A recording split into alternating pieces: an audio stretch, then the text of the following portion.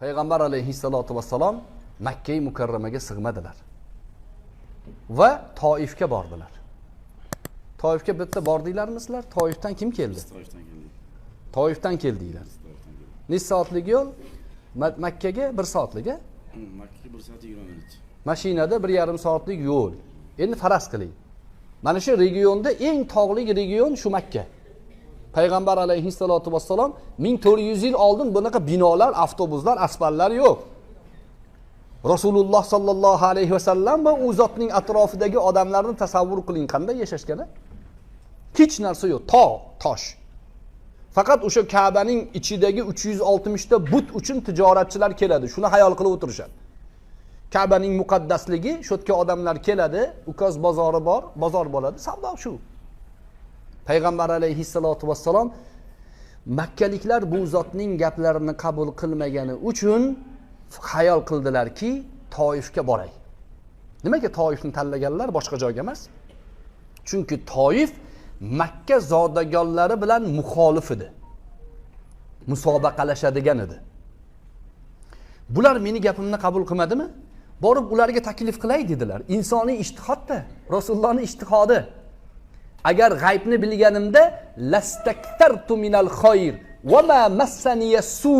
Qur'onda oyat bor. Agar g'aybni bilganimda edi, hamma yaxshiliklarni o'zimga olardim.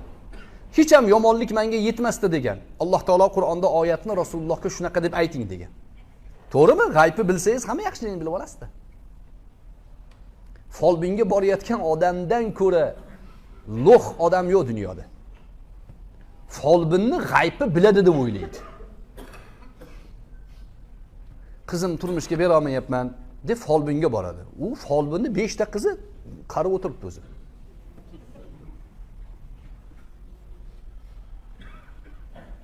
Boylik so'rab borib folbinga boradi. U g'irt kambag'al o'zi. U hamma boyligini topib beradigan bo'lsa, hamma boyligini o'zi olmaydimi? Rasululloh aytayaptilar, agar g'aybni bilsam, lastaktartu minal khayr. Yaxshiliklarni ko'paytirib yuborardim. Va ma man massaniyasu. Yomonlik menga yetmas edi. Toifga ketyaptilar, ijtihod qilyaptilar. Toifga boraman, ha. Makkaliklar muxolifni Toif bilan, ular ham o'zi amakivachchalar, bir-biriga qarindosh o'zi. Boraman, ularga tushuntiraman, agar meni qabul qilishsa, bularni ustidan g'olib bo'laman degan xayol bilan ketdilar. Albatta Alloh subhanahu va taoloning hikmati bor edi. Hikmati bor edi. Lekin Rasulullohning ijtihodlari edi bu. Bordilar, nimaga ro'baro bo'ldilar? O'ta og'ir imtihonga ro'baro bo'ldilar. Hayotlari mobaynida esdan chiqara olmaydigan imtihonga ro'baro bo'ldilar. Ular yaxshi qabul qilishdi birinchi. Gaplarini eshitishdi, Rasulullohni eshitib o'tirib, oxiri qanaqa javob berishdi? Seni kallang aynib qopti deydi. Endi Rasulullohning holatlarini tasavvur qiling. Makkadan chiqib muxoliflarga borib, menga yordam beringlar dedilar, muxolif qabul qilmadi. Qanaqa qilib kiradilar Makkaga? Siyosiy ahvolni qarang. O'shaning uchun aytdilarki, mayli dedilar. Meni qabul qilmayapsizlar-ku dedilar. Ha, iltimos sizlarga taklif qilganimni makkaliklarga aytmanglar dedi.